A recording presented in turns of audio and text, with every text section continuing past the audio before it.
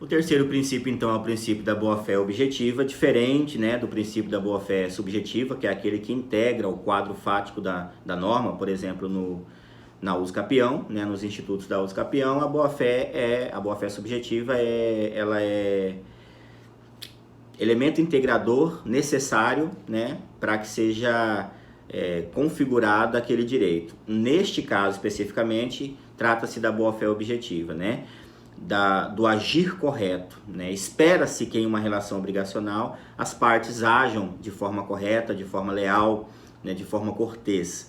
E esse princípio da boa-fé objetiva, ele justamente previne ocorrências de situações que prejudiquem as partes, como, por exemplo, a figura, né, do direito obrigacional, que seria a venire contra factum proprium, que é justamente aquela situação, por exemplo, onde você altera uma conduta para frustrar, né, a expectativa do outro, né, onde você, por exemplo, altera essa conduta que foi previamente acordada para frustrar. Numa situação de aluguel, por exemplo, né, no contrato tem toda uma descrição da onde deve ser pago o valor relacionado aos aluguéis, e você simplesmente decide depositar em outra conta, em outra situação, enfim. E aí você está agindo dessa forma, né, de forma desleal, né, desrespeitando, portanto, a boa-fé contratual, nesse caso,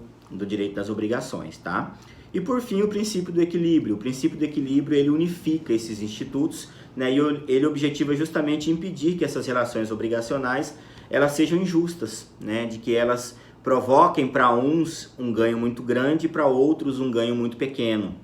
E aí a gente vê, por exemplo, a previsão, né, e a proteção em relação ao enriquecimento sem causa, em relação à cláusula rebus sic stantibus, né, quando algo se torna demasiado difícil ou quase que impossível para o cumprimento. Por exemplo, você compra algo no preço para pagar em preço de soja, por exemplo, e acontece uma guerra e o soja vira ouro e fica basicamente impossível, né? De acordo com essa cláusula rebus sic stantibus, caso ela esteja prevista no contrato, é possível que você renegocie essa situação com valores reais, né? Valores que não sejam anormais ou impossíveis de serem cumpridos, tá? O princípio do equilíbrio é justamente observar toda a situação para não provocar para um ganho excessivo em relação ao outro.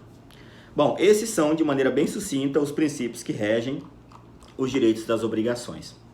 E agora, portanto, nós vamos iniciar as fontes das obrigações, tá bom?